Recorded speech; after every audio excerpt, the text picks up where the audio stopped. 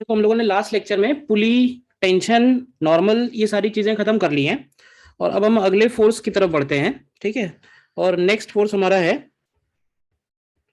Spring force. ठीक है, spring force. तो देखो फिर से वही बात आएगी कि स्प्रिंग फोर्स सबसे पहले मैं पूछूंगा कि कौन से टाइप का है। तो टाइप इसका आएगा इलेक्ट्रो मैग्नेटिक। ठीक है ना, फील्ड फोर्स तो है नहीं, ग्रेविटेशनल तो है नहीं।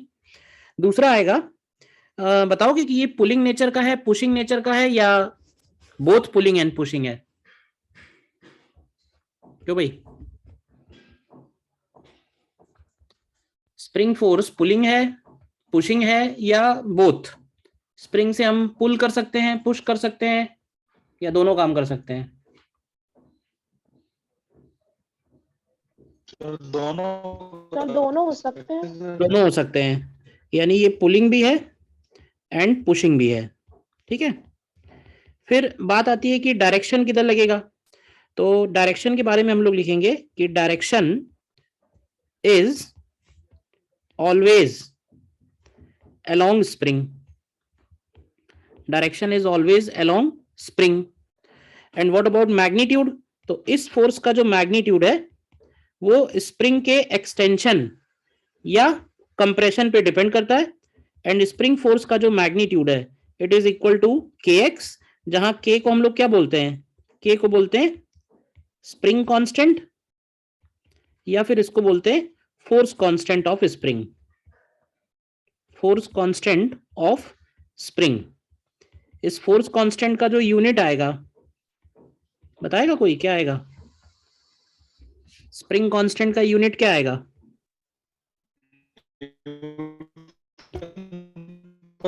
मीटर। न्यूटन पर मीटर।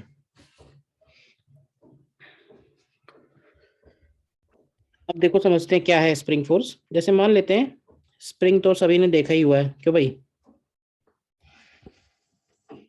पहले पेन वगैरह आते थे जिसमें पड़े होते थे, पता नहीं आज की डेट में तो नहीं आते होंगे। तो ये बताओ कि अगर हम किसी भी स्प्रिंग को फ्री छोड़ देंगे, किसी भी स्प्रिंग को फ्री छोड़ दो, कोई फोर्स मत लगाओ, ठीक है ना, तो उसके दोनों एंड्स पे कोई फोर्स होगा क्या? तो उसके दोनों एंड्स पे कोई भी फोर्स नहीं होगा। और ऐसी सिचुएशन में जो उसकी लेंथ होती है उस लेंथ को हम लोग बोलते हैं नेचुरल लेंथ। ठीक है ना, नेचुरल लेंथ भी बोलते हैं, या फिर इसको हम लोग बोलते हैं फ्री लेंथ। कोई भी स्प्रिंग फ्री छोड़ देंगे, कोई फोर्स नहीं लग रहा है, तो उस लेंथ को क्या बोलेंगे? Natural length. अब जरा ध्यान से समझना, ये जो इसकी नेचुरल लेंथ है, अगर हम इस स्प्रिंग को इसकी नेचुरल लेंथ से मान लेते हैं कि एक्सपैंड करते हैं, इसको इसकी नेचुरल लेंथ से हमने एक्सपैंड किया और इसकी लेंथ हमने मान लेते हैं एक्स बढ़ा दी, तो अब इसकी टोटल लेंथ क्या हो जाएगी? L not plus x. तो जरा बताओगे कि ये जो स्प्रिंग है अपने एंड ए और बी पे फोर्स किस तरफ लगाएगा? पुलिंग लग जाएगा या पुशिंग लगाएगा? क्यों भाई, पुलिंग फोर्स लगाएगा या पुशिंग फोर्स लगाएगा? तो पुलिंग। पुलिंग फोर्स लगाएगा। किस तरफ पुल करेगा स्प्रिंग? तो स्प्रिंग हमेशा ये चाहेगा कि उसका लेंथ जो है वो नेचुरल लेंथ हो जाए, मतलब ये हमेशा अपने एंड्स को इस तरह से फोर्स लगाएगा कि वो नेचुरल लेंथ की तरफ जाना चाहता है। स्प्रिंग हमेशा चाहता है कि उसकी लेंथ नेचुरल बनी रहे। ठीक है ना, तो इस स्प्रिंग फोर्स का डायरेक्शन क्लियर है, दोनों स्प्रिंग फोर्स का? क्यों भाई? Yes sir. अच्छा, अगर हम इसी स्प्रिंग को इसके नेचुरल लेंथ से कंप्रेस कर दें, मान लेते हैं कि हमने इसका लेंथ x कम कर दिया है, तो x कम कर दिया तो इसका लेंथ हो गया एल नॉट माइनस एक्स। तो अब ए और बी पे फोर्स जो लगेगा वो स्प्रिंग किधर की तरफ लगा रहा होगा? तो वो स्प्रिंग लगा रहा होगा बाहर की तरफ। बोलिए, तो इस बार ये स्प्रिंग फोर्स बाहर की तरफ लगेगा, यानी ये किस नेचर का होगा? क्यों भाई? पुशिंग। पुशिंग नेचर का होगा। ये वाला जो डायग्राम था ये पुलिंग रिप्रेजेंट कर रहा है, और ये वाला जो डायग्राम है ये पुशिंग रिप्रेजेंट कर रहा है। आइडियल स्प्रिंग अगर होगा तो वो अपने दोनों एंड्स पे इक्वल फोर्स लगाएगा। कैसा है स्प्रिंग? अगर आइडियल स्प्रिंग है आइडियल स्प्रिंग में दो बातें ध्यान रखनी है। एक तो ये कि it follows Hooke's law. It follows Hooke's law. Hooke's law क्या है? हुक्स लॉ ये बोलता है कि जो स्प्रिंग फोर्स है वो उसके एक्सटेंशन के डायरेक्टली प्रोपोर्शनल है, और आइडियल स्प्रिंग जो होगा वो मासलेस होगा। ठीक है। और आइडियल स्प्रिंग पुल्स और pushes both ends with equal and opposite forces। Equal and opposite forces. Check करो ये सारी बातें क्लियर है? बताओ। स्प्रिंग अपने दोनों एंड्स पे जो फोर्स लगाएगा, दोनों एंड्स पे लगने वाला फोर्स हमेशा इक्वल होगा। ठीक है। ऑपोजिट होगा। पुशिंग होगा तो दोनों एंड्स पे पुश कर रहा है, पुलिंग होगा तो दोनों एंड पे पुल कर रहा है। और ये जो फोर्स का मैग्नीट्यूड है ये किस बात पे डिपेंड कर रहा है? एक्स क्या है यहाँ पे? क्यों भाई? एक्स क्या है? एक्स को हम लोग बोल सकते हैं, एक्स या तो एक्सटेंशन है और या फिर कंप्रेशन है। एक्सटेंशन और कंप्रेशन दोनों हो सकते हैं ना इसमें। बेसिक कॉन्सेप्ट तो बस इतना ही सा है जो आपके सामने है।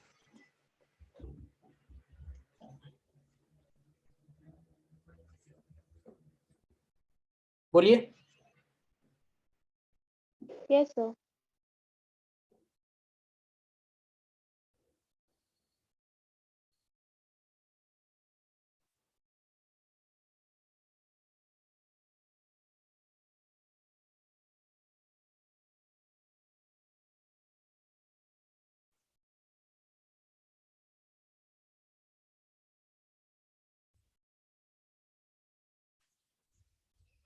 ठीक है, देखो नोट कर लो। फाइंड आउट है, पूछिए सामने जो लिखा हुआ जितना।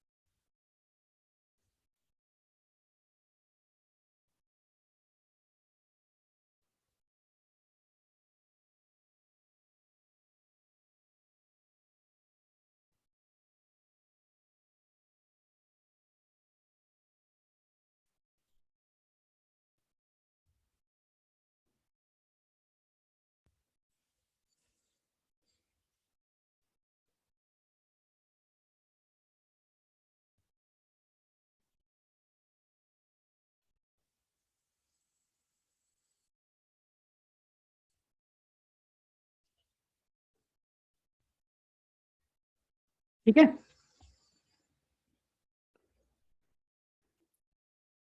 इसके बाद इसमें एक इंपॉर्टेंट पॉइंट हम लोग नोट करेंगे। और इंपॉर्टेंट पॉइंट ये है कि when a spring and a string are connected at one end, the spring force always equal to tension in string। spring force always equals to tension in string। जैसे for example देखो, एक diagram बना रहा हूं मैं। जैसे मान लेते हैं कि ये स्ट्रिंग है, ये स्प्रिंग है, और नीचे हमने यहाँ पे एक एम मास लटका रखा है। तो जरा बताओगे इस केस में टेंशन कितना होगा, स्प्रिंग में एक्सटेंशन कितना होगा? क्यों भाई? Find tension, find extension in spring. बताइए भाई। सिस्टम इक्विलिब्रियम में है? सिस्टम इक्विलिब्रियम में है।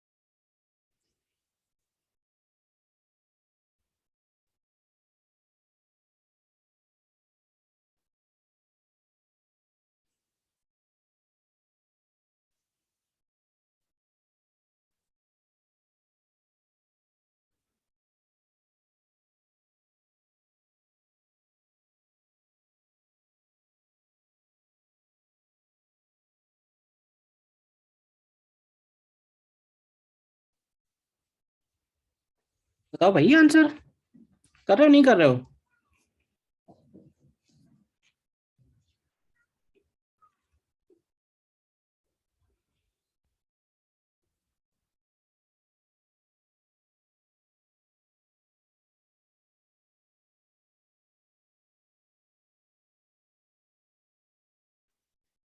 अगर हम केवल मास की एफबीडी बनाते हैं, एम मास का, तो इस एम मास के ऊपर कौन कौन से फोर्सेज हैं? तो इसके ऊपर एक लगेगा mg नीचे, और एक इसके ऊपर लगेगा स्प्रिंग फोर्स ऊपर की तरफ। तो अगर ये रेस्ट पे है तो इसका मतलब है कि स्प्रिंग फोर्स mg के बराबर है, और स्प्रिंग फोर्स को हम लोग लिख सकते हैं kx के इक्वल। तो यहां से आपको x मिल जाएगा सबसे पहले तो, mg अपॉन k। बोलिए इसमें कोई डाउट तो? इसके बाद ध्यान से ये देखो, ये जो पॉइंट P है, पॉइंट P पे सारे फोर्सेस बैलेंस होंगे। तो पॉइंट P पे अगर आप देखोगे तो ऊपर की तरफ लग रहा है टेंशन, और नीचे की तरफ लग रहा है स्प्रिंग फोर्स, और स्प्रिंग फोर्स की वैल्यू mg के बराबर है। इसका मतलब टेंशन भी mg के ही बराबर होगा। यही पॉइंट मैंने ऊपर लिखवाया है कि टेंशन और स्प्रिंग फोर्स की वैल्यू हमेशा इक्वल होगी अगर वो एंड टू एंड जुड़े हुए हैं। तो कोई डाउट इसमें बताइए पहले तो।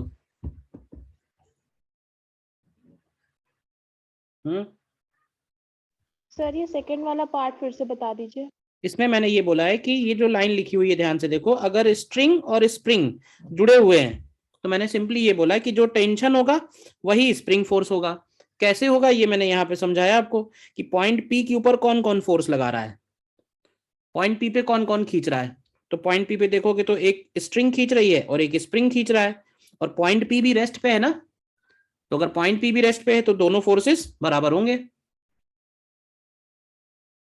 पहले इस पॉइंट पे बैलेंस किया, mg और स्प्रिंग फोर्स बराबर किए, फिर इस पॉइंट पे बैलेंस किया, स्प्रिंग फोर्स और टेंशन बराबर किए। दो पॉइंट हैं इसमें। यस सर, आ गया। ठीक है, नेक्स्ट आगे बढ़ते हैं।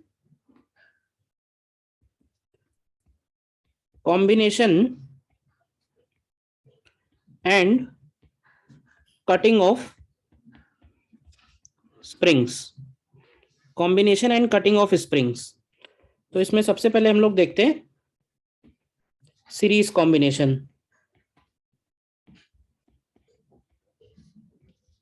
सबसे पहले इसमें देखते हैं सीरीज कॉम्बिनेशन।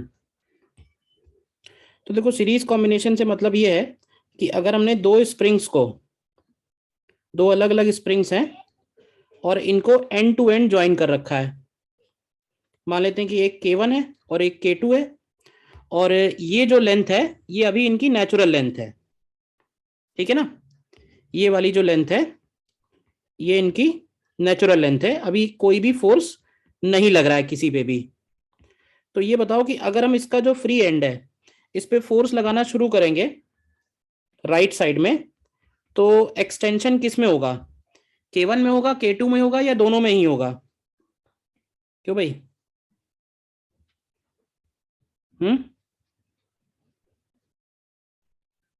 क्यों भाई?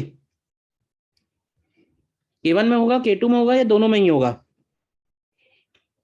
तो जब आप इसको खींचोगे तो K1 और K2 दोनों में ही एक्सटेंशन आएगा। तो मान लेते हैं कि हमने जो इधर फोर्स लगाया हुआ है इसके फ्री एंड पे, वो हमने फोर्स लगाया है F। और एज्यूम कर लेते हैं कि ये जो एक्सटेंशन हुआ है यहां से लेके यहां तक का, ध्यान से देखना, इस एक्सटेंशन को हम लोग बोल देते हैं कि सपोज इस एक्सटेंशन की वैल्यू है x। और ये रहा K1, ये रहा K2। अब ये बोल सकते हैं कि ये जो एक्सटेंशन हुआ है ये K1 में हुआ, K2 में हुआ, या दोनों में हुआ? तो ध्यान से देखोगे तो दोनों में ही हुआ है। तो इसको एज्यूम कर लेते हैं कि सपोज K1 में एक्सटेंशन x1 है और K2 में एक्सटेंशन x2 है। तो क्या ये बोल सकते हैं कि x1 प्लस x2 जो होगा वो टोटल x के ही बराबर होगा? बताइए पहले यहां तक। दोनों स्प्रिंग्स में अलग अलग एक्सटेंशन के x1 और x2 है, तो मैंने ये लिखा कि टोटल एक्सटेंशन जो है वो x1 प्लस x2 है, जिसको हमने x लिखा हुआ है। इसमें कोई डाउट? No sir. अब एक बात ये बताओ ध्यान से कि ये वाला जो पॉइंट A है, पॉइंट A पे K1 स्प्रिंग कितना फोर्स लगा रही है? पुल कर रही होगी, कितना फोर्स लगेगा K1 स्प्रिंग का? K1 स्प्रिंग में एक्सटेंशन X1 है, तो अगर K1 स्प्रिंग में X1 एक्सटेंशन है तो K1 स्प्रिंग का फोर्स हो जाएगा K1 X1। अच्छा, स्प्रिंग अगर एक एंड को राइट साइड में पुल कर रही है तो इसका मतलब ये जो दूसरा एंड है B, इस पे यही K1 स्प्रिंग लेफ्ट साइड में फोर्स लगाएगी K1 X1। इसी तरह से अगर हम K2 स्प्रिंग को देखें तो K2 स्प्रिंग में एक्सपेंशन कितना है X2, तो K2 स्प्रिंग B पॉइंट पे ही राइट साइड में फोर्स लगाएगी K2 X2, और K2 स्प्रिंग इस पॉइंट पे C पॉइंट पे फोर्स लगाएगी लेफ्ट साइड में, इसको हम लोग बोलेंगे K2 X2। देखो ध्यान से, दोनों स्प्रिंग्स अपने दोनों एंड पे इक्वल एंड अपोजिट फोर्स लगाती हैं, ये तो थ्योरी है ना, और वो जो फोर्स है वो इनके एक्सटेंशन पे डिपेंड करता है। अब ध्यान से देखो तो ये पूरा सिस्टम इक्विलिब्रियम में है। इक्विलिब्रियम में होने का मतलब ये है कि ये दोनों फोर्सेस भी आपस में इक्वल होंगे और ये दोनों फोर्सेस भी आपस में इक्वल होंगे। देखा जाए तो ये एक्शन रिएक्शन फोर्स है। ये जो फोर्स है K1 लगा रही है K2 के ऊपर, और ये जो फोर्स है K2 लगा रही है K1 के ऊपर। तो भले ही लिखा हुआ है K1 X1 और K2 X2, बट ये दोनों फोर्सेस की वैल्यू इक्वल होगी, अपोजिट भी है, अलग अलग बॉडी पे भी लग रहे हैं, तो ये दोनों एक्शन रिएक्शन पेयर हैं। इसी तरह से ये दोनों फोर्स भी ध्यान से देखोगे तो ये लगा रहा है एक्सटर्नल पर्सन K2 के ऊपर, और ये लगा रहा है K2 एक्सटर्नल पर्सन के ऊपर, तो ये दोनों भी एक्शन रिएक्शन है, इक्वल होंगे। तो यहां से एक इक्वेशन और आएगी कि F की वैल्यू K2 X2 के बराबर है और K2 X2 की वैल्यू K1 X1 के बराबर है। देखो तो ये एक इंपॉर्टेंट पॉइंट आ जाएगा कि सीरीज कॉम्बिनेशन में, ये ध्यान रखना अब कि in series combination spring force in all springs are equal. Spring forces in all springs are equal, मतलब स्प्रिंग फोर्स पूरे के पूरे सीरीज कॉम्बिनेशन में हर जगह सेम रहेगा। अब अगर हम इसको रिप्लेस करना चाहें इक्विवेलेंट स्प्रिंग से, तो हम लोग बोलेंगे कि हमें एक ऐसा इक्विवेलेंट स्प्रिंग चाहिए जो इन दोनों के जैसा काम करे। तो इसका इक्विवेलेंट कांस्टेंट हम के इक्विवेलेंट ले लेते हैं, तो उसके अंदर जो फोर्स डेवलप हम लेंगे उसको लेंगे F की वैल्यू के इक्विवेलेंट, और उसमें एक्सटेंशन कितना होना चाहिए X का। तो यहां से देखिए, यहां से X की वैल्यू आ जाएगी F अपॉन के इक्विवेलेंट, और इन दोनों इक्वेशन से चेक करो X1 X2 कितना आएगा। X1 की वैल्यू आएगी F अपॉन K1 और X2 की वैल्यू आएगी F अपॉन K2, और ये सब उठा के आप इक्वेशन 1 में रख दो तो क्या मिलेगा, F upon K1 plus F upon K2 is equal to F upon K equivalent. तो यहां से एक फॉर्मूला हमारे पास आएगा 1 upon K equivalent is equal to 1 upon K1 plus 1 upon K2। तो ये आपको ध्यान रखना है कि सीरीज कॉम्बिनेशन में अगर हमें कभी स्प्रिंग्स को कंबाइन करके एक सिंगल स्प्रिंग से रिप्लेस करना है तो ये वाला एक्सप्रेशन याद रखना। डेरिवेशन खैर उतना इंपॉर्टेंट नहीं है, ये पॉइंट ध्यान रखो और ये बात ध्यान रखो। बताइए, बात कहीं डाउट है तो बताइए, नोट करिए।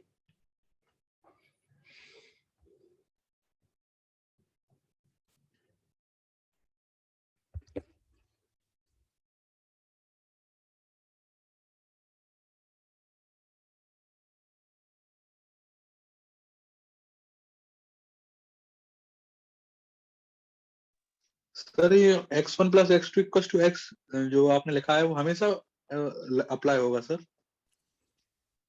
मतलब हमेशा का मतलब थोड़ा और इलेबोरेट करो, क्या पूछना चाह रहे हो? मतलब सर जैसे जो स्प्रिंग इसमें लगाया जाएगा ना, जब तो भी मतलब स्प्रिंग जैसे सीरीज में कोई होगी, क्वेश्चन, अगर स्प्रिंग सीरीज में है, समझना एक को तो हमने फिक्स कर रखा है और दूसरे को खींच रहे हैं, तो कहने का मतलब है कि जो टोटल एक्सटेंशन होगा वो इन दोनों के एक्सटेंशन के बराबर ही तो होगा।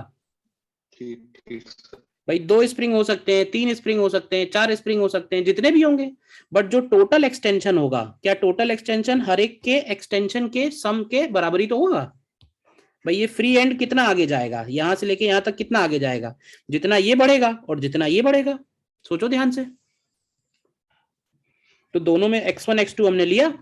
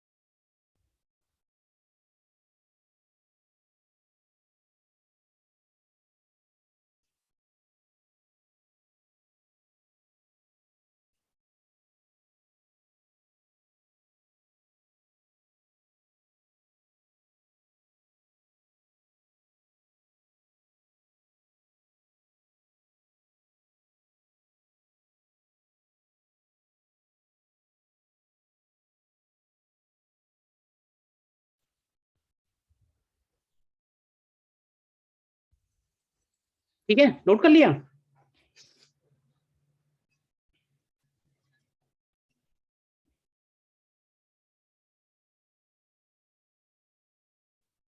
इसी तरह से दूसरा केस है पैरेलल कॉम्बिनेशन।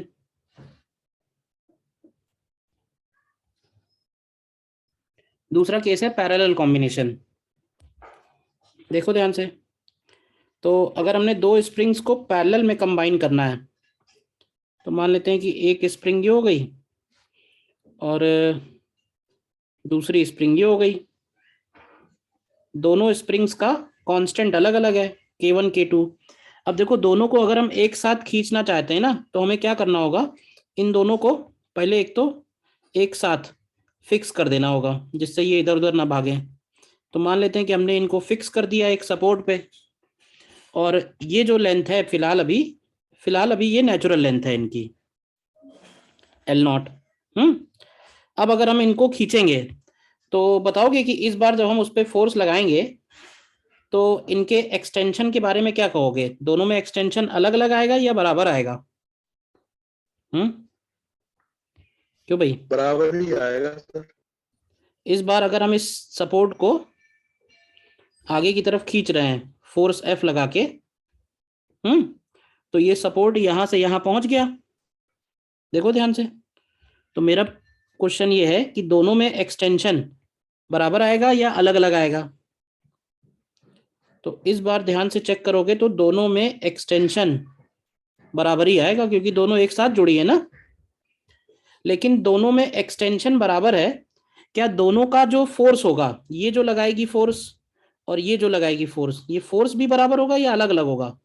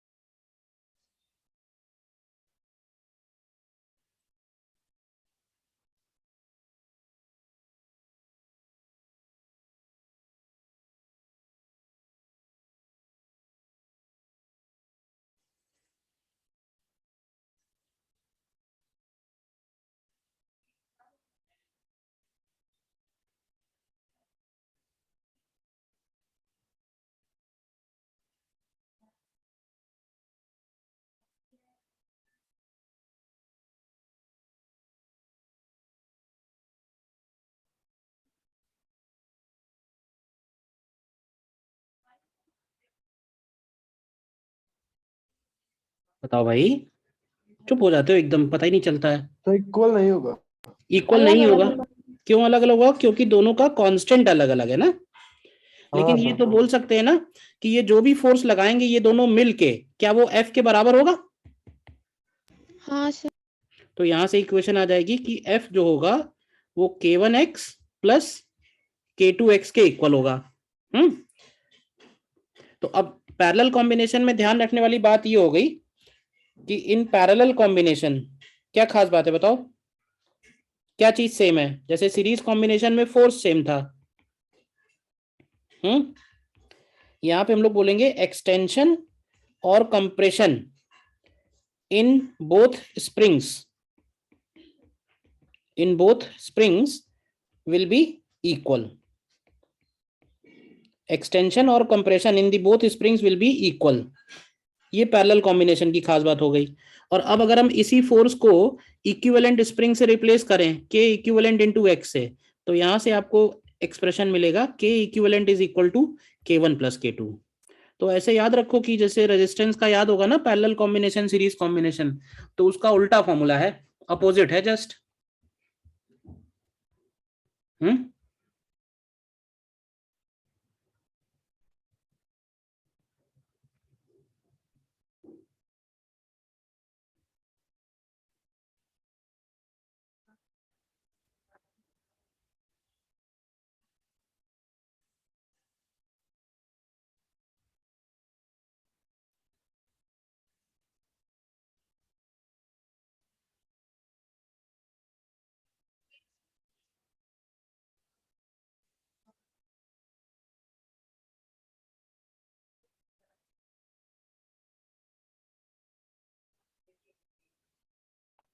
हो गया सर। ठीक है, ये तो हो गया कॉम्बिनेशन। थर्ड पॉइंट आते हैं,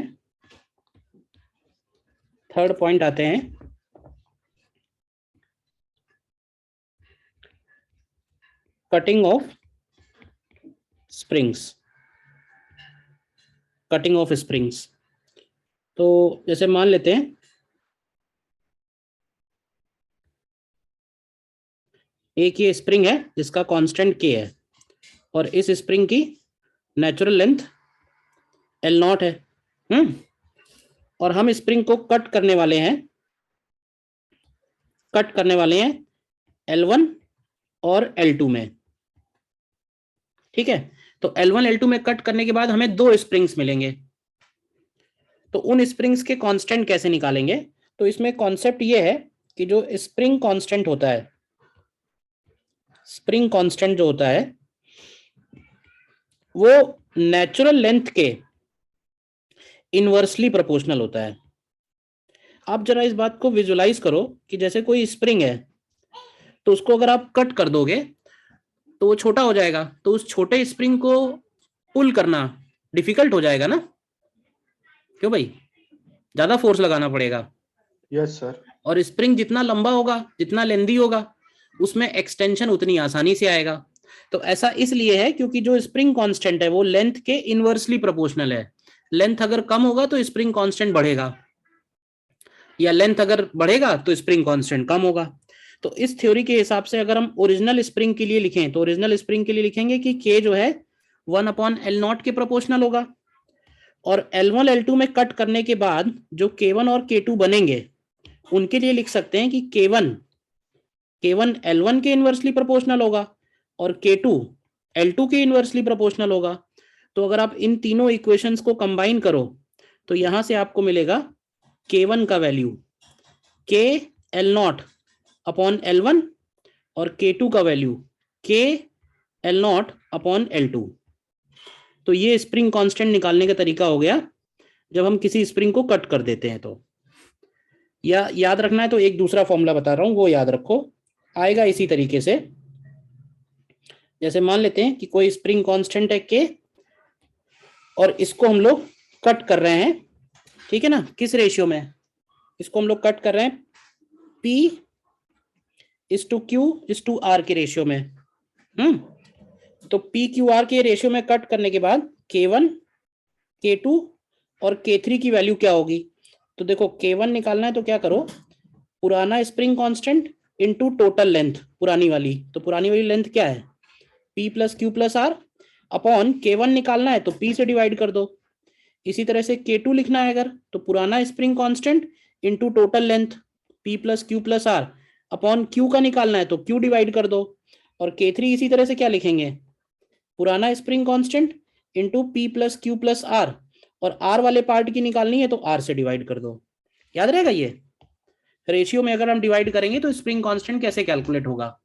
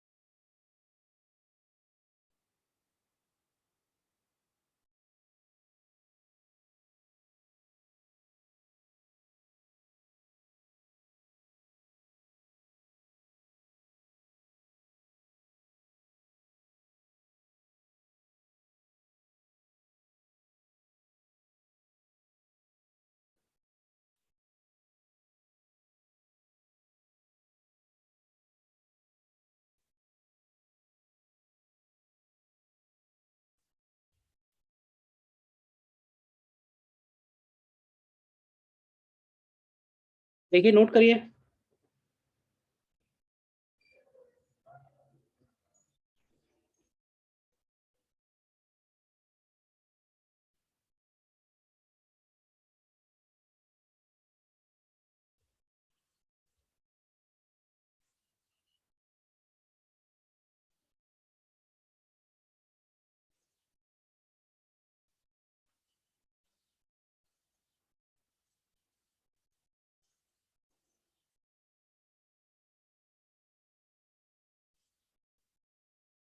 यस सर, हो गया। नोट कर लिया? Yes sir. हाँ सर। देखो, देखा जाए तो बस थ्योरी में इतनी ही बेसिक बातें हैं जो ध्यान रखनी है। एक बार पीछे पलट के देख लो, बाकी हम लोग फिर क्वेश्चंस पे आते हैं। देखो ध्यान से।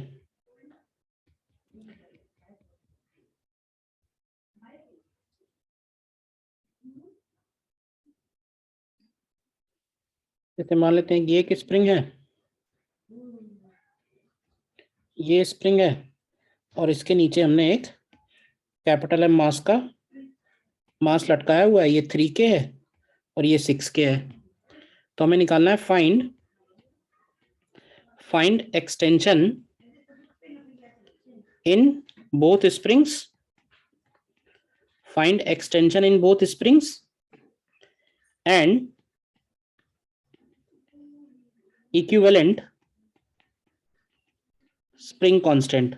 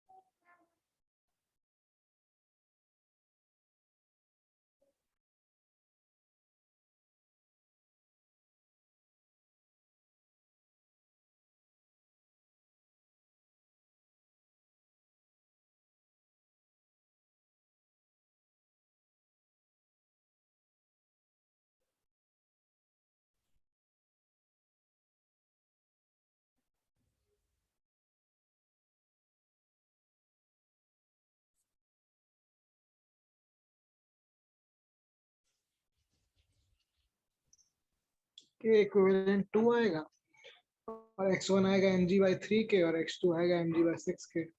हाँ ठीक है। Yes sir.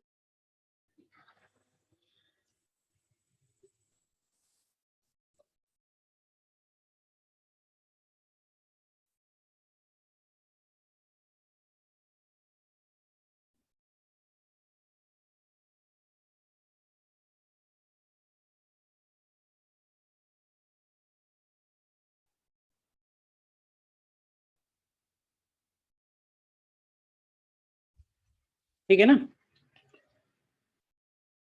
और देखो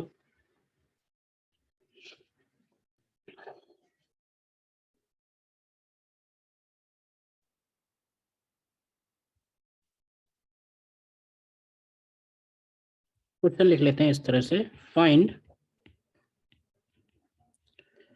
extension in springs in each case. Find extension in spring in each case.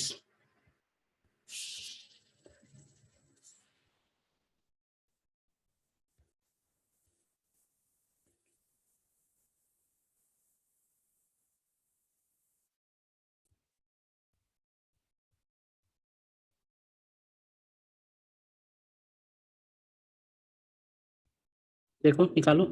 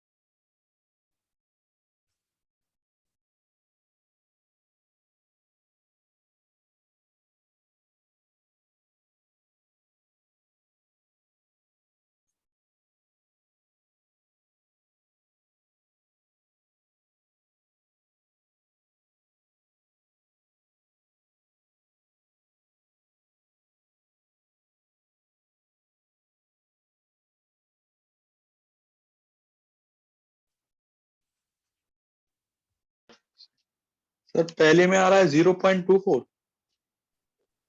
पहले में आ रहा है 0.24। एक सेकंड। हाँ वही आएगा 6/25। किसमें बता रहे हो? सेंटीमीटर में बता रहे हो, मीटर में बता रहे हो, किलोमीटर में बता रहे हो? ये भी तो सर बताओ। मीटर में मीटर कितना में बता रहे हो? 0.24। नहीं तो गलत बता रहे हो। सब सही करते हो, लास्ट में इधर उधर थोड़ा इधर 10 और 100 इधर उधर कर देते हो बस। 0.024 आएगा मीटर में। सेंटीमीटर में लिखेंगे तो 2.4 आना चाहिए। सर 0.24 आएगा ना अरे मीटर सर में। 6/25 वही 0.024 आएगा।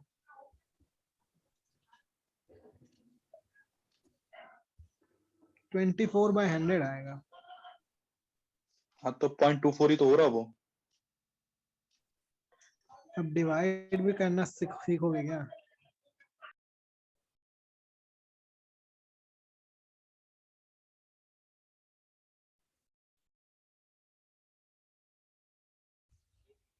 आ रहा है नहीं आ रहा है?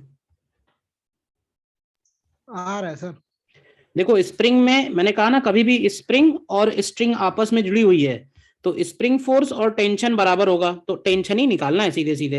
अब ये एटवुड मशीन का केस है या नहीं है? एटवुड मशीन में टेंशन निकाला था इसका directly, 2m1 m2 upon m1 plus m2 आता है, m1 प्लस m2 इंटू जी, और इसको इक्वल कर देंगे हम kx के, रखो वैल्यू, तो 2m1 m2 upon m1 plus m2, g की जगह 10, k की जगह 100, x हमको निकालना है, तो यहां से x की वैल्यू अगर निकालोगे तो मीटर में 0.024 मीटर आएगी।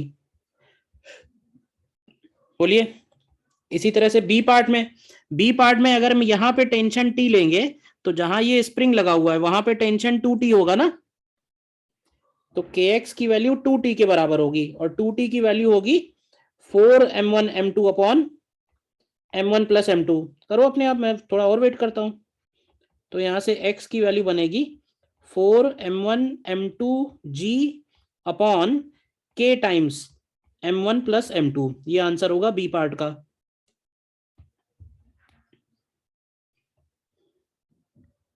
बी पार्ट बताइए किसमें डाउट है, ए और बी में से?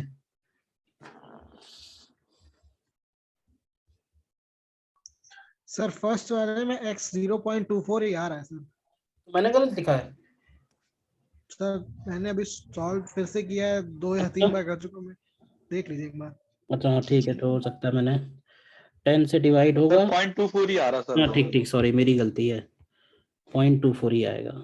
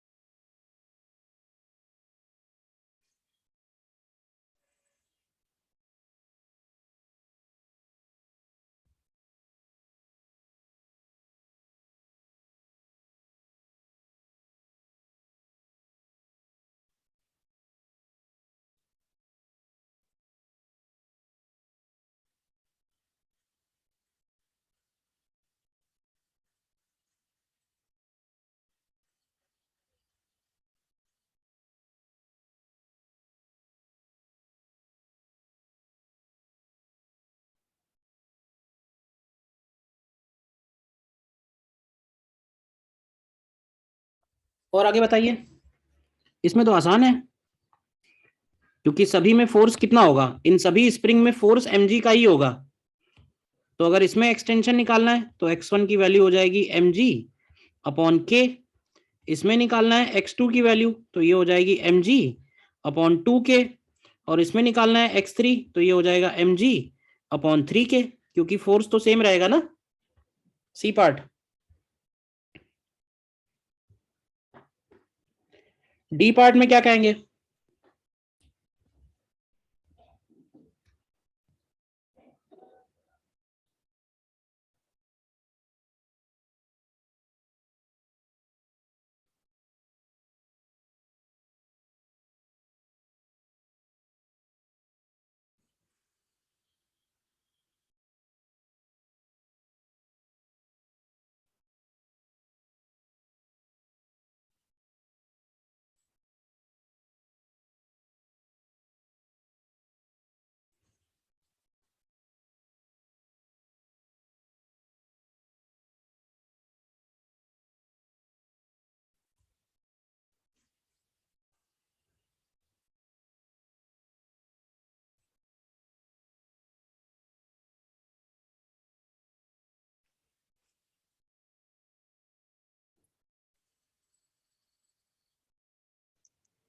सर लास्ट वाले में ऊपर वाली स्प्रिंग्स का एक्सटेंशन 4mg/3k आया है और नीचे वाले का mg/2k।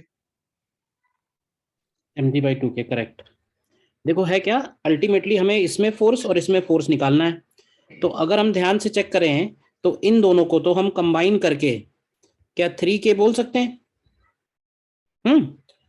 और ये वाली जो स्प्रिंग है 6K वाली, इसमें जो भी स्प्रिंग फोर्स होगा वो इसके वेट mg को तो बैलेंस ही कर रहा होगा 3mg को। तो अगर ये भी 3mg है तो इसको लिखेंगे हम लोग 6kx। तो x की वैल्यू आ जाएगी mg/2k। ये हो गई नीचे वाली स्प्रिंग के लिए। क्यों भाई, ये हो गया नीचे वाली स्प्रिंग के लिए। अब हम यहाँ पे अगर फोर्स देखेंगे तो इन दोनों स्प्रिंग्स की वजह से टोटल फोर्स मान लेते हैं 3kx-। और नीचे कौन कौन सा फोर्स लग रहा है, नीचे mg इसका वेट लग रहा है, और ये स्प्रिंग भी लगा रही है 3mg का फोर्स। तो टोटल फोर्स हो गया 4mg। तो 3kx- की वैल्यू हो गई 4mg। तो यहां से x- की वैल्यू हो जाएगी 4mg/3k। तो दूसरा आंसर ये हो गया। ऊपर वाली दोनों स्प्रिंग्स में एक्सटेंशन सेम आएगा, नीचे वाली में अलग आएगा। बताइए भाई सभी लोग, ये डी ऑप्शन कौन सा नहीं क्लियर है बताओ। सर डी वाला एक बार फिर से थोड़ा बता दीजिए। इसका एफबीडी बनाओ पहले। तो इसका एफबीडी बनाओगे तो कौन कौन से फोर्सेस लगेंगे। हर क्वेश्चन का जवाब फ्री बॉडी डायग्राम में है और वो बनाना ही पड़ेगा, बार बार रट नहीं सकते हो इसको। सर एक टेंशन लगेगा, एक उसका मास लगेगा। हाँ, तो इसके ऊपर एक मास लगा दिया, वेट इसका 3mg, और हाँ, उसके ऊपर स्प्रिंग फोर्स लगा दिया। अब स्प्रिंग कांस्टेंट कितना था इसका 6k, तो 6kx लिख दिया, mg के बराबर कर दिया 3mg के, तो x आ गया। Yes sir. अब ये बताओ कि ये वाला स्प्रिंग अगर इस पे ऊपर की तरफ 3mg लगा रहा है तो क्या इस पे नीचे की तरफ 3mg लगाएगा। Yes sir. और इसका वेट हो गया mg, तो इस पे Yes, yes. टोटल नीचे कितना फोर्स हो गया 4mg। हाँ सर। और इस पे ऊपर की तरफ कितना फोर्स होगा 3kx-।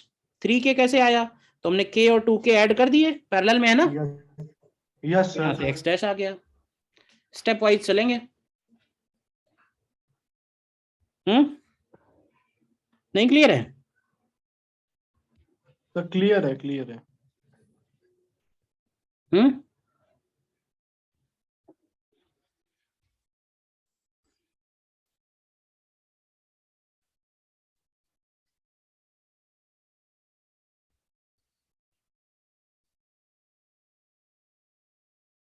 देखना एक और क्वेश्चन। ये 1 kg है, ये 2 kg है। इस पे इधर की तरफ हमने फोर्स लगाया 12 न्यूटन का, और ये इधर की तरफ जा रहा है 2 मीटर पर सेकेंड स्क्वायर से, और इसके ऊपर इधर की तरफ फोर्स लग रहा है मान लेते हैं 2 न्यूटन का, ब्लॉक ए ब्लॉक बी। तो हमें निकालना है find acceleration of B. Find acceleration of B निकालो।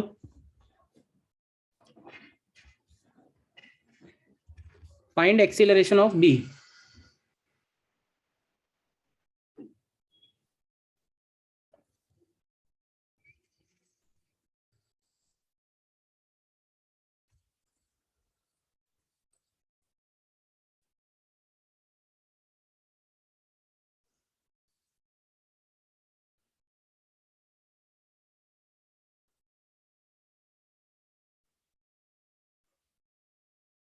सर 4।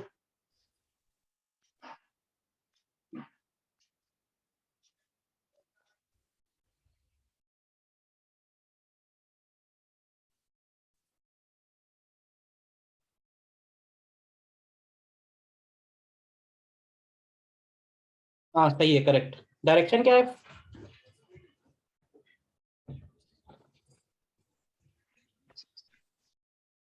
डायरेक्शन लेफ्ट या राइट। सर लेफ्ट रहेगा सर। ठीक, करेक्ट।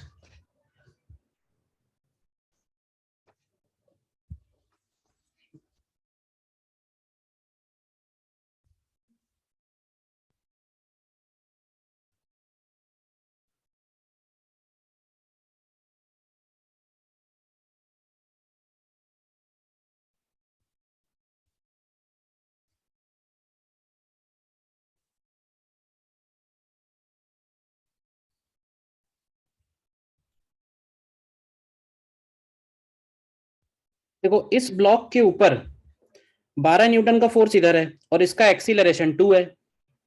अब 12 के हिसाब से तो इसका 12 होना चाहिए था, 1 kg का है, इसका मतलब है कि स्प्रिंग इसको खींच रहा है, तो स्प्रिंग इसको कितने फोर्स से खींच रहा होगा, पहले ये निकालना पड़ेगा। क्यों भाई, स्प्रिंग इसके ऊपर कितना फोर्स लगा रहा होगा।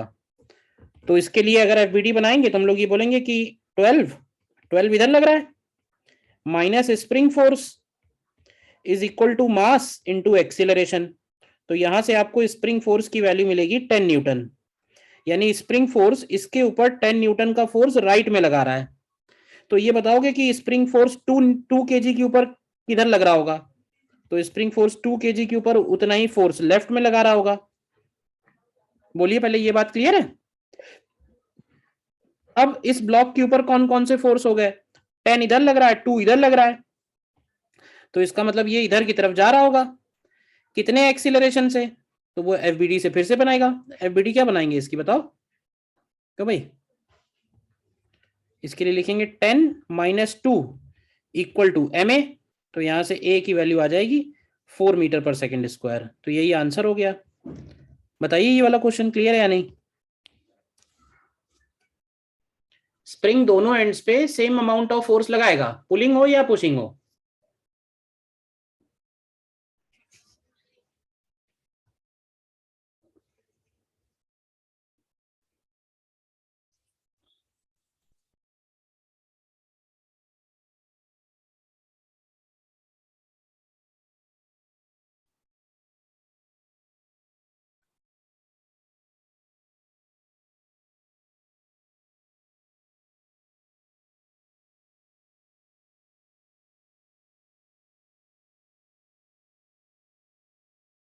बताइए क्लियर है 4 वाला, ये जो ऊपर वाला क्वेश्चन है। हाँ सर। ठीक है, देखो फिर नेक्स्ट वाला ट्राई करो।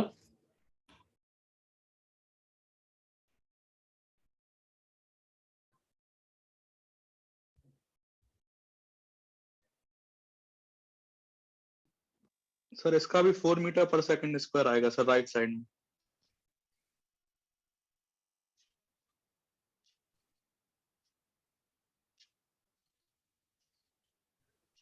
राइट में आएगा कि लेफ्ट में आएगा, सर राइट में आएगा सर। तो लेफ्ट में आएगा 4 मीटर पर सेकेंड में। हाँ लेफ्ट में आएगा।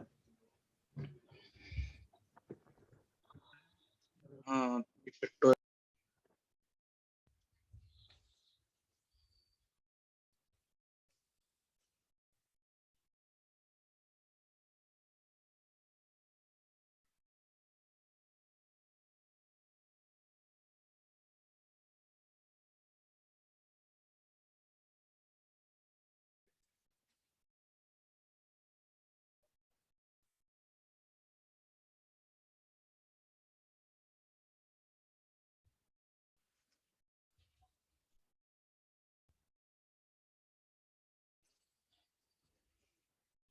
सेम टू सेम क्वेश्चन है। देखो अगर ये ब्लॉक फोर्स इधर लग रहा है और जा इधर रहा है, तो इसका मतलब है कि स्प्रिंग फोर्स बड़ा होगा। तो पहले तो स्प्रिंग फोर्स ले लेते हैं। तो मान लेते हैं कि इसके ऊपर स्प्रिंग फोर्स लग रहा है FSP1। अब FSP1 कैसे निकलेगा, तो FSP1 - 12 इक्वल टू ma। तो यहाँ से FSP1 की वैल्यू आ गई 14 न्यूटन। अब अगर इस पे 14 न्यूटन इधर लग रहा है, तो इसका मतलब है कि B के ऊपर 14 न्यूटन इधर लगेगा। क्यों भाई, ठीक है ना। सॉरी, अब सी पे आ जाओ। 4 kg का है, 2 से जा रहा है, तो इसके ऊपर 8 न्यूटन का फोर्स होना चाहिए, लेकिन लग 10 रहा है, तो इसका मतलब है कि स्प्रिंग फोर्स इसके ऊपर इधर की तरफ लग रहा होगा, FSP2। तो FSP2 कैसे निकलेगा, तो 10 - FSP2 इक्वल टू ma। तो यहां से आपको FSP2 की वैल्यू मिल जाएगी 2 न्यूटन। अब C के ऊपर 2 न्यूटन लेफ्ट में है, तो B के ऊपर यही 2 न्यूटन, B के ऊपर यही 2 न्यूटन राइट में होगा। तो अब ध्यान से देखो कि B के ऊपर कौन कौन से फोर्स हो गए। अब B के लिए अगर सॉल्व करेंगे सीधे सीधे, तो 14 इधर है, तो इसका मतलब ये इधर ही जा रहा होगा AB से। तो 14 - 2 इक्वल टू ma। तो यहां से आपको AB की वैल्यू मिल जाएगी 4 मीटर पर second square.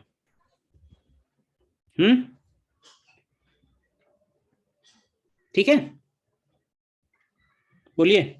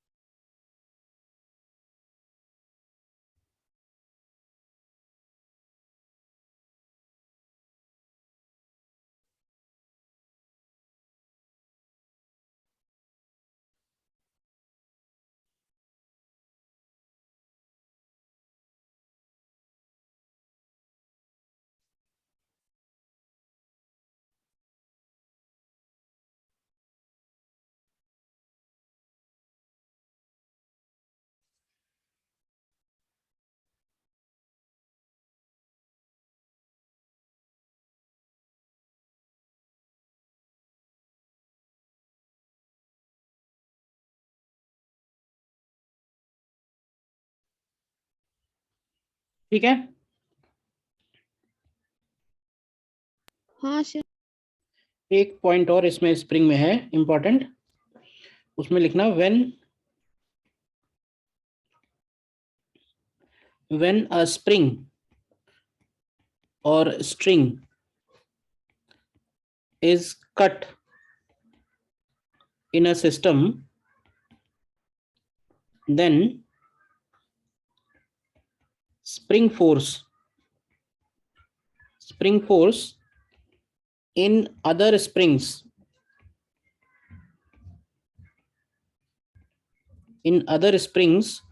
of the system does not change just after cutting. ठीक है, when a spring or a string is cut in a system, then spring force in other springs of the system does not change just after cutting. एक दो बार ऐसे भी question आए हुए हैं कि कट करने के तुरंत बाद हमको फोर्सेस वगैरह बताने होते हैं, तो कट करने के तुरंत बाद क्या होगा ये बताना है। तो जैसे मान लेते हैं कि एक ये ब्लॉक है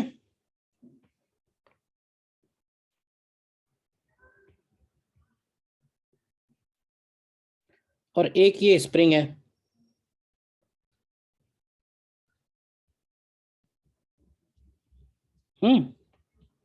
मान लेते हैं ये m है और ये 2m है।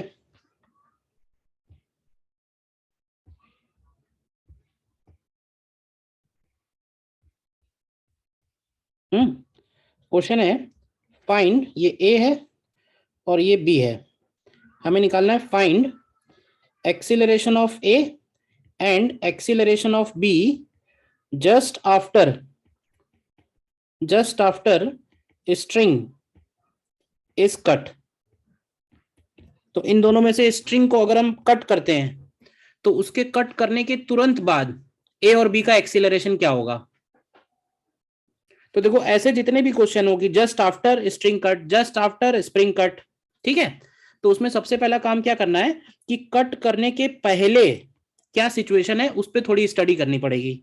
अब ध्यान से देखो, कट करने के पहले सभी जगह फोर्सेस लिख लेते हैं। बी के ऊपर उसका वेट कितना लग रहा है 2 mg, बी के ऊपर स्प्रिंग फोर्स कितना लग रहा होगा तो बी के ऊपर स्प्रिंग फोर्स भी 2 mg ही लग रहा होगा। अच्छा, ए के ऊपर स्प्रिंग फोर्स कितना लग रहा होगा, तो जितने फोर्स से स्प्रिंग बी को ऊपर खींच रही है उतने ही फोर्स से स्प्रिंग ए को नीचे खींचेगी, यानी 2 mg उस पर भी लगेगा। ए का वेट कितना है, तो ए का वेट हो गया mg, और ए के ऊपर टेंशन कितना है, तो ए के ऊपर टेंशन इन दोनों को बैलेंस कर रहा होगा, इसका मतलब टेंशन होगा 3 mg। तो पहले ये बताओ, ये फोर्सेस जो मैंने दिखाए ये क्लियर है, सारे फोर्सेस पता है हमको कट करने के पहले, बोलिए।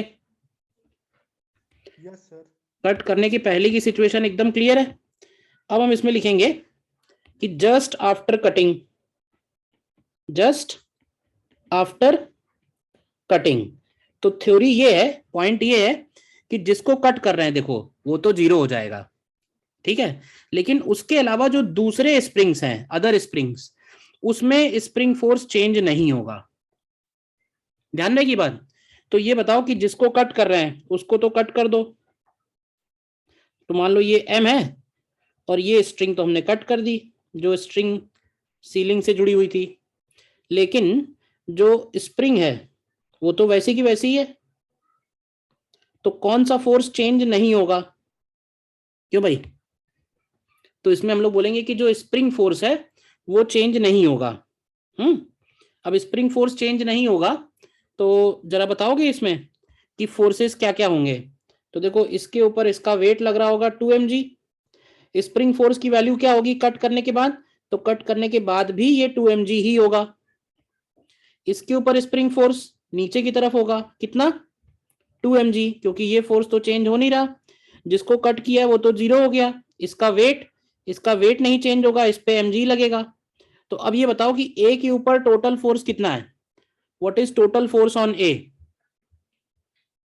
ए के ऊपर टोटल फोर्स ध्यान से देखो तो 3 mg डाउनवर्ड है कि नहीं? ए के ऊपर टोटल फोर्स 3 mg डाउनवर्ड है। तो ए का एक्सीलरेशन कितना आएगा बताओ भाई? टोटल फोर्स हो गया 3 mg और उसका मास हो गया m, तो इसका मतलब है ए का एक्सीलरेशन 3g डाउनवर्ड आ जाएगा।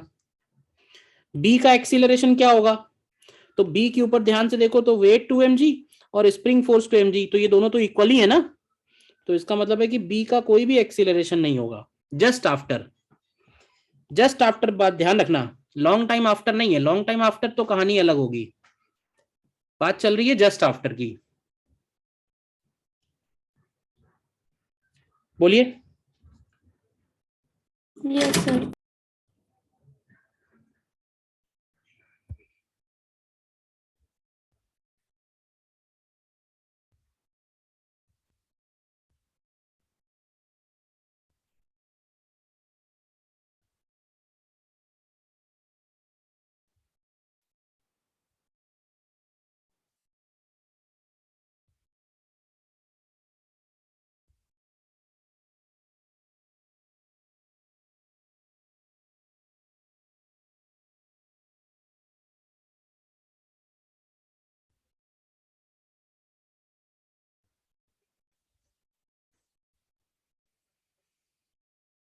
ठीक है,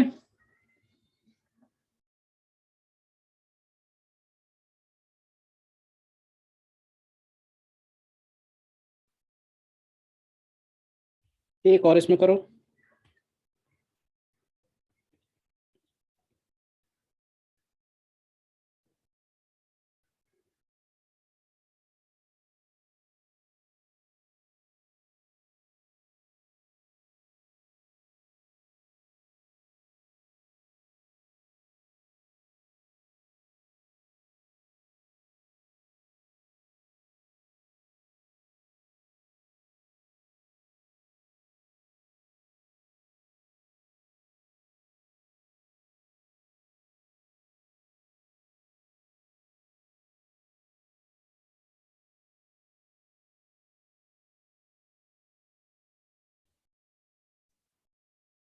ये स्प्रिंग 1 है, ये स्प्रिंग 2 है। तो हमें निकालना है find acceleration of A, B and C just after spring 1 is cut. Just after spring 1 is cut.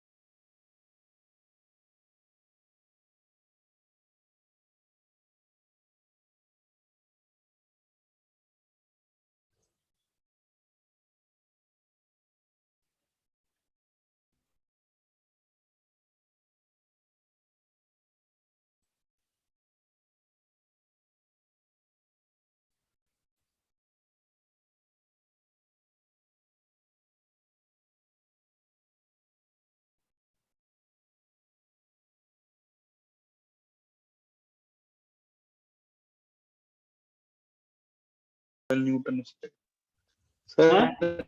ए में आ रहा है सर 2G सर। ए में 2G आ रहा है, बी में 3G आ रहा है सर। 2G। ए का 0 आएगा बेटा, ए तो स्ट्रिंग से जुड़ा हुआ है ना।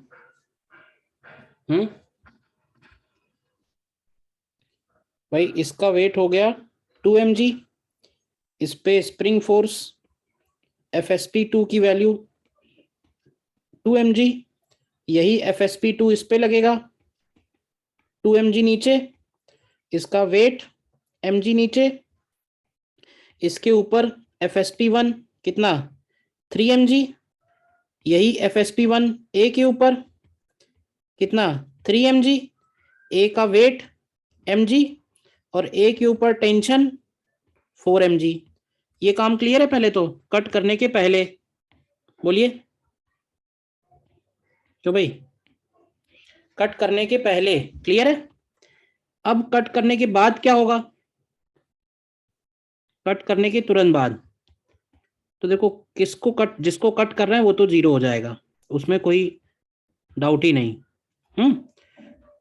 तो इधर एक ब्लॉक बचेगा m और इन दोनों के बीच में स्प्रिंग बचेगा, बस बीच वाला स्प्रिंग मैंने नहीं दिखाया, कट हो गया वो तो। तो जो बचा हुए स्प्रिंग्स हैं उनमें फोर्स चेंज नहीं होगा, यानी ये स्प्रिंग फोर्स अभी भी 2 mg लगेगा, तो C का एक्सीलरेशन तो 0 हो गया। फिर B के ऊपर 2 mg नीचे लगेगा, B का वेट mg नीचे, तो B का एक्सीलरेशन नीचे की तरफ आएगा 3g, मास से डिवाइड कर दो। लेकिन A के ऊपर अगर आप देखोगे ना, A के ऊपर, तो A के ऊपर वेट mg नीचे लगेगा, लेकिन ये टेंशन चेंज हो जाएगा, टेंशन भी अब mg लगेगा, क्योंकि इस स्ट्रिंग का काम है कि इस A को सीलिंग से हमेशा बांधे रखना। तो स्ट्रिंग का टेंशन सडनली चेंज हो जाएगा, लेकिन स्प्रिंग फोर्स चेंज नहीं होता है, समझना ध्यान से। तो इसका भी एक्सीलरेशन 0, इसका भी 0, सिर्फ इसी का आएगा 3g डाउनवर्ड। समझो ध्यान से, बताओ।